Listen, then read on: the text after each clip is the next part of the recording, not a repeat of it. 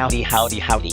I am Little Timmy Rose, avatar for artist Tim Rose Bro, and this is Art World Geeks, inspired by, where I discuss a work that inspires my art practice. In this episode, we'll look at the 1986 installation, Truisms, Times Square, by the artist Jenny Holzer. Holzer was born in Gallipolis, Ohio, United States, in 1950.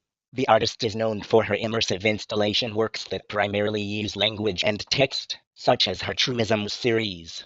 Holzer often uses LED signs to display various texts, as when she displayed her Truisms on the large-scale screen that looks over the famous Times Square, New York intersection. This work inspires me to think about various methods of electronic mediation as a conduit for my practice. Until next time, I'm Little Timmy Rose, avatar for artist Tim Rose Bro. Subscribe to my YouTube channel and follow me on social media and the web at Art World Geek.